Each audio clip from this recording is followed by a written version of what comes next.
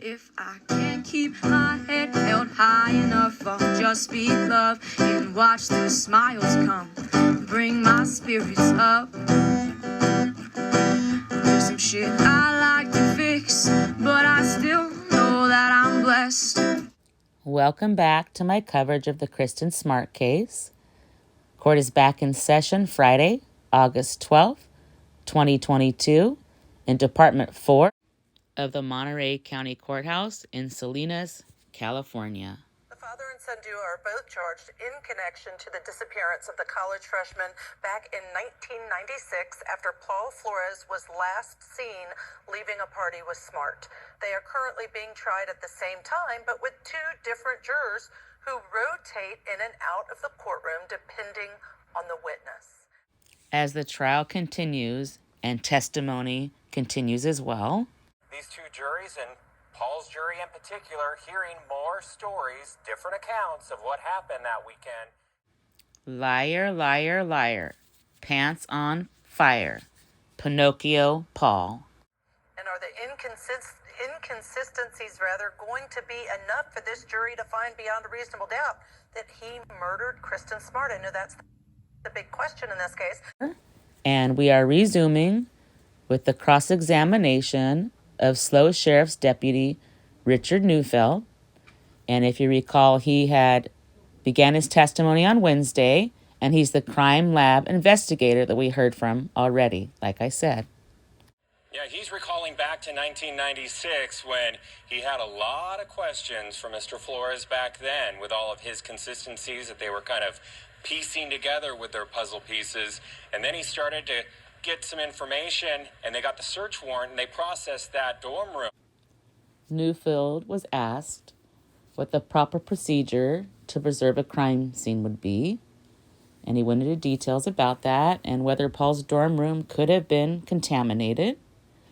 At that time, the jurors were shown 8 slides of Paul's room from several different angles, and the pictures were from 1996, and they did include Paul's mattress. Unfortunately, I don't have access to those pictures. On redirect with Purville, Neufeld went over evidence procedures in more detail, where Neufeld talked about the different bags that were used and how they had to use gloves and all the other meticulous steps that were used and how you have to label and date the bag and seal the evidence bag. And when asked why they cut off the corner of Paul's mattress, Neufeld explains that the cadaver dog had alerted there.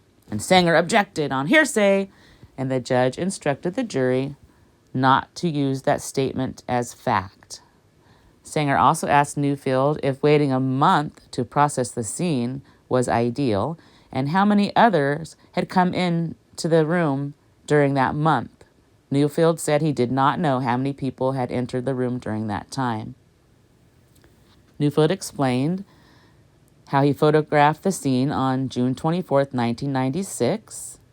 And while he was there, he was searching for any trace evidence, such as hairs, fibers, fingerprints, blood, semen, stains, or prints. Side note, what's a print versus a fingerprint? My imagination runs wild on that one, actually. This case, I know it was a cold case for years. It happened years ago, but part of what we know is forensic science. Forensic evidence can tell us a lot. These are the items that they collected from that dorm room back in 1996 that both juries are hearing about today, including hair, some fibers, fingerprints, a mattress and a mattress cover. Take note, still no mention of stain or blood stain, as it's contained on the mattress cover. So I'm figuring at that point in time we'll have confirmation what exactly type of stain was on the mattress cover. Most of the morning was testimony from Neufeld. And next on the stand was Jana Lord. And Jana Lord, as you recall, is Crystal's out-of-town friend who went to college in Ohio, who stayed in Crystal and Kristin's dorm room that night, while Crystal stayed with her boyfriend, and Kristin was supposed to stay with Margarita. That was all the original plan.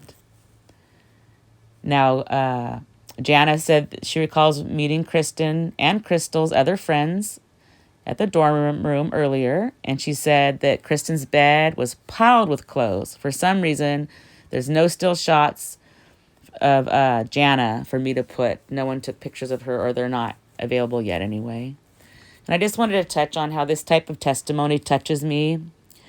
It's more personable, and it brings us closer to Kristin and insight into her life. And it reminds us of college life and how different we all are now compared to when we were 19 years old. For me, it really paints a picture of being wild and free and adventurous, exploring the world and our place in it. Sowing your oats, as they say. Poor Kristin. It's so not fair what happened to you. Janet testified that there was no way Kristin slept in her bed that night.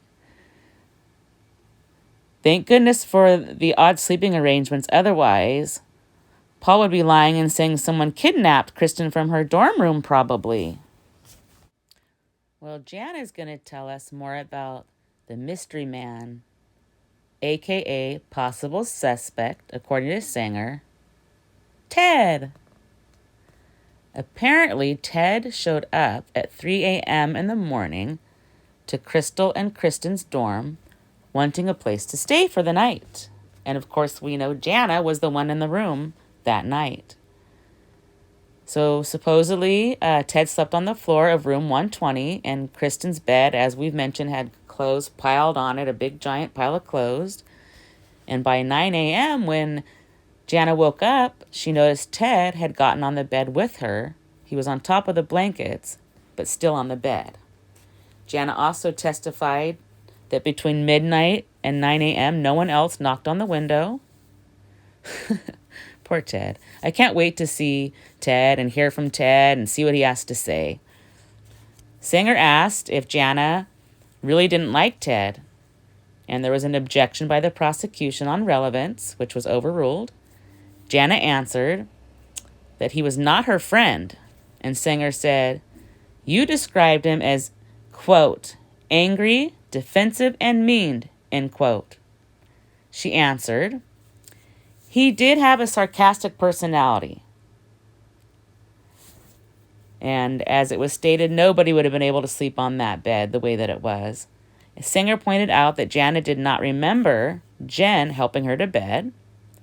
And Jen lived in the dorm too, and it was said that this was obviously Sanger trying to offset her recollection and planting seeds with the jury that maybe she was too drunk to remember what went on in the night's details. Sanger said he had questions about what actually occurred in the bed between Jana and Ted. Prosecution objected on 402 grounds. There was another sidebar, and Jana ended up being dismissed before lunch. I looked it up, and basically a 402 hearing is a hearing that's held to decide if a disputed piece of evidence shall be admissible. So I guess either we have to wait to see what Jana and Ted did in the bed, as Sanger said, or it won't be admissible at all. Ted. Scapegoat Ted. Great to see you this Friday afternoon. We know the jury is hearing more about inconsistent stories by Paul Flores. Tell us more about that. I don't even think Paul knows what the truth is anymore at this point, to be honest. After lunch, Purville called Karen to the stand. Karen lived in Arroyo Grande and was Paul's buddy Doug's mom. Paul's basketball buddy Jeremy also lived with Karen in 1996. She held a grad party for Jeremy, who was graduating from high school. The party was held at her apartment, and Paul Flores came to the party. Her home video was played, including the footage we've heard about with Paul. This party was about a week after Kristin's disappearance. She asks Paul, as she focuses the camera on Paul, she asks him if he's going to walk at Cal Poly in 4 years. Paul laughs and says, "No way." And a male voice out of camera view says, "Maybe walk into court." Karen then asks Paul, with the camera focused on him still, quote, "Hey, what do you know about that missing girl? What'd you do with her, Paul?" End quote. Paul looks down at the table and does not respond to the question. Karen said Paul's demeanor changed, and he never, ever talked to her again after that.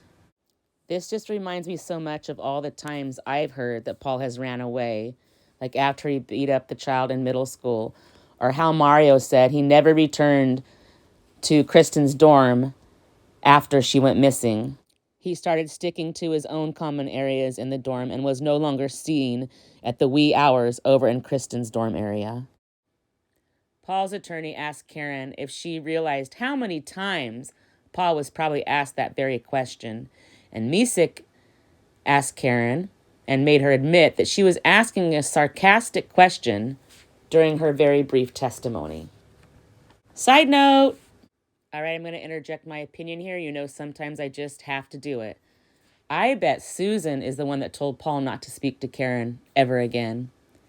Even though there has been claims and rumors that Reuben was physically abusive when Susan and Reuben were married, it appears she actually wears the pants in the family, even after the divorce, and even though she has a long-term boyfriend, Mike. She's still the boss, best we can tell. In my opinion, she is next level scary, like mom, like son. I often wonder about Paul's sister Ermelinda and what kind of person she became. I don't think she was babied and protected and coddled like Paul seemed to be. Hopefully her family didn't corrupt her too much. She lives in Washington State, far from the rest of them. To me, that is also a bit telling. I would bet that Susan is the one that probably decided to put Kristin at Reuben's house so they could watch over her burial site. And I am just dying to know if Kristin was at Susan's house first. I'm anxious to see what would be represented in court regarding this. What do you guys think? And then Karen was excused from her testimony at 1:45 p.m. Next on the stand is Investigator JT Camp. He's back for the fourth time. He is the DA investigator we've heard from already, like I said. They published part of Paul's dorm room phone records showing a call to his sister Ermelinda at 8:59 p.m. on May 24th, 1996. And Paul had denied that he ever called his sister. The call was said to be 4 seconds long, and there were no other calls on Paul's phone until May 26, 1996 at 9:47 a.m., and that was to his father, Reuben Flores, who's the co-defendant. It was a call to his father's house. They showed a map with Paul's sister's house, illustrating that it was only 0.97 miles away from Cal Poly. They went over different points of interest in the dorm, and he was circling things like Paul's dorm window, Kristin's room, the side entrance directly outside Kristin's room. Camp also reviewed a stack of pictures taken last weekend of Paul's window and a lot behind Paul's former dorm room. Sanger objected to the pictures on relevance. He argued that the photos were too recent to be of relevance. The judge then called a sidebar, and 4 minutes later they returned, and the judge overruled Sanger's objection. The attorneys argued about view obstruction and etc. with more objections. It went on and on, back and forth with objections. And Camp described the window pane, how it slides open, and the screen is hinged at the bottom and then can be pushed out and lifted open from the inside. And you can see in that picture where it's kind of wedged up there. There was more jury questions, my favorite. First question was, did you measure the height and width of the window? The answer was yes. The width was 69.5 inches and the height is 46 inches. The next question wanted to know if the window was like how they opened in the 90s currently. And Camp said that he actually went to Cal Poly and the windows were like that when he was there from 1991 through 1995. I'm still personally so confused, though, as to why Paul's roommate Derek in his testimony said that he did not believe the window was big enough for someone to climb through. I just don't understand that. More jury questions. And by the way, guys, there's tons of jury questions. I can't get them all, so I just pull the ones A that I hear about and B that are quasi-interesting. But they are asking a ton of questions. So this one that they wanted to know is, Were there any pictures taken of the window in 1996? And that's what I've been wanting to know. Camp said that he's not aware of any of the pictures from 1996 of the window in the case file at all. Singer tried desperately to get Camp to agree that staff might be in the building that was behind Paul's room within view during that weekend, and Camp said he really doubted it that any staff would be there on a holiday weekend, especially admin staff, and that building is an admin building that's near the back of Paul's window. Purville then published a Google Earth photo of the back of Santa Lucia Hall, which is Paul's dorm, showing the parking lot, and Camp was excused at 4:01 p.m., and it sounds like they actually ended early on Friday, best I can tell. Time for more tidbits. So I've been thinking, and I've decided that I'm going to make the trip to be there for the verdict. I know it's not going to be till October, so they say, and I expect it to be our day for justice for Kristin, and maybe some way, somehow, we'll be closer to finding her remains. Once convicted, there's no reason for them to continue to conceal her remains. Although knowing them, they'll probably try to appeal the conviction, which is why they wouldn't reveal, keeping out hope that they're going to get away with what they've done. I'm probably expecting way too much from them to even think they might tell us where she's at. They're such a cold, crooked family. Heaven forbid the verdict doesn't go as I hope. I just can't go there. I just can't. I wanted to talk about our community and how our community is fully vested in the conviction of both the Floreses and hopefully the recovery of Kristin herself. We have all kinds of events throughout the year to support the family and even to raise money at times. There's car parades and music events and little get-togethers at her memorial there in Shell Beach, and we participate in these things whenever we're able. There's also the village does fundraisers. There was this beautiful chalk drawing here that was done by a local family of Kristin. It's incredible what people come out and do, and that's kind of why I'm doing what I'm doing here with this video. It's my dedication to justice, and I feel like I have to do something, and this is it. The Smart family weighs heavy on my heart every day during this trial, and I thought it would be appropriate to share what they had to say when this arrest was initially made, both of the arrests. This whole thing's a quote from the family, the Smart family. It is impossible to put into words what this day means to our family. We pray it is the first step to bringing our daughter home. While Kristin's loving spirit will always live in our hearts, our life without her, hugs, laughs, and smiles, is a heartache that never abates.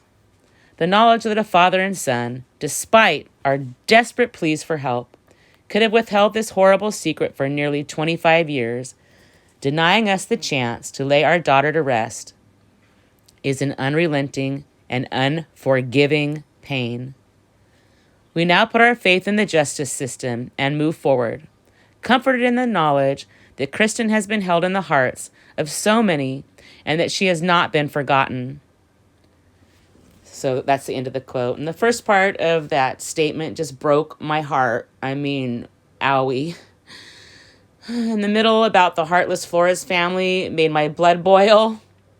And the ending touched my heart. And they're correct. Kristin has touched so many of our hearts. Mine is definitely one of them. We will never forget her. And I hope she's reunited with her family and that the justice system they put their faith in doesn't let them down once again. While I was researching, the lady Karen, who videotaped Paul at the graduation party, I came across this information that I found interesting. A little nugget, per se. This is about Paul's Aunt Karen.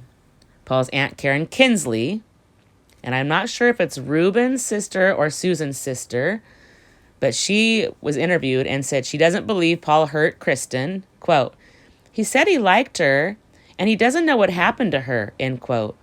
She says that's all she knows. She talked about how nobody can figure out where Kristin is, so that's why they keep on looking and looking. This caught my attention because it's extremely rare that anyone on Paul's family line ever speaks. I mean, it took years and years and years for Susan to come out and say anything after they served the search warrants. This statement by Paul's Aunt Karen was made on April 13th of 2021. And guess what? That was the same day that Paul was arrested for Kristin's murder. Oh, what a glorious day that was. Our community was abuzz with all the happenings. I was at work and we were all minute by minute following the story, and some people were going to location, and we all did a collective amen when we confirmed that Paul was actually arrested and his butt was behind bars. And even Ruben was locked up for a while until he was able to post bail. Once they reduced it, he bailed himself out. So he's been free for a while, hopefully not for long. Shout out to Bobby the Gardener. He made a comment on one of the last videos about when the stain evidence will be reviewed and revealed as far as the stain type, size, color, etc. Bobby said it's probably going to be covered later. He thinks they're trying to build it up and expose it later in the trial. And remember when the attorney explained in that other episode that very strategy with evidence, testimony, and other things where they build it up and then they have the big bombshell at the end? I think Bobby may be onto something there. I'm going to try to be patient and wait. And I want to take this time to express my gratitude to all who watch and comment. All of your support is like gas in my tank. And I'm doing this for Kristin, but I'm trying to spread the word. So when I know it's touching people, it means an awful lot to me. And the insight that some of you share is invaluable. So thanks a million. And I got a comment that was pretty funny at the end, Bobby, where you put, "Bye, Paul." Kind of said in the tone of, "Bye, Felicia." Whoa, wrap your mind around this possibility here. But you know what's interesting? Given there are two juries making two separate decisions, theoretically you can have a not guilty, Paul didn't murder her, but the father's guilty of covering up the murder? That's weird. It's weird, but as she stated earlier, it is very strategic because you don't want the left hand knowing what the right hand is doing. You don't want jurors in Group A to know or hear any of the evidence that, you know, is not applicable to that particular defendant. And so you could end up with conflicting verdicts. Yep, absolutely. But you're right. That's the way our system is designed because you don't want to be affected by somebody else's jury trial. I definitely do not agree with her observations or opinions here. I'll comment on the other side. Why did it take 26 years to get here? How in the world were they not arrested before now? How do you respond to that? You know, these things happen all the time. And essentially, sometimes the state, they need time to kind of build a case. 26 years is a very long time to build it, but you never know. There could have been a lack of evidence during the initial investigation. It could have ended up on a new detective's desk in the cold case division, and it had a new set of eyes that came to it, and they saw things that the other detectives obviously did not see. And that's typically what happens when you have such a long, almost 3 decades between the time that it happened and the time it actually goes to prosecution. And it is frustrating, but you're right. It's not always unusual. And, you know, the genetic testing is huge in a lot of the trials that we cover in terms of that's providing answers and connections to the defendants who are then sometimes convicted of the crime. I'm not going to waste a bunch of time picking apart what this lady said, but anyone who knows anything about the case know that Chris Lambert, the podcaster, got things moving again on this case, forcing the sheriff's department to do a much better investigation. I must admit my disappointment and dismay of how out of touch it really seems some of these reporters and so-called experts are with the Kristin Smart case. Kristin Smart's body has never been found. It's a circumstantial case. I am still waiting for the big reveal as far as the blood evidence, or is this another example of media mistakes and jumping the gun? We know that this jury will hear about the fact that there was blood DNA on that mattress, but it was never determined whether or not it could be Kristin's or if she was ruled out. So that's something that the defense will zone in on. Absolutely. Could be enough for reasonable doubt. At the end of the day, we just don't know what this jury's going to do. Possibly they have access to something I don't have access to, but I highly doubt it. I hope they're not assuming. You know what happens when you assume. I've gone back and rechecked all of my resources I have available, and all that's been officially confirmed is the HMEC factor of the stain.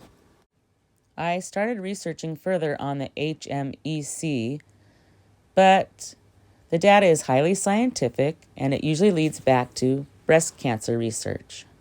I'm not trying to be a scientist here. I barely have time to do the research and put these videos together. As shown here are the HMEC cells from saliva, sweat, blood, or other bodily fluids, or what? And we know the defense will try to say it could have been any female. Doesn't prove it was Kristin. Okay, let's see that person never materialize. Similar to the person Paul claimed was in the community dorm bathroom, who never existed either. I know cadaver testimony is coming at some point.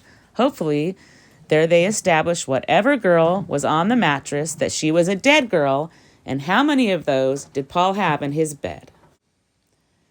These are just my opinions, by the way. Can you tell I spent a lot of time considering this case? Forensic evidence is very different over a period of 26 years. Is it a big deal to you that they found blood in the defendant's room, but yet they couldn't say it is or is not blood belonging to Kristin Smart?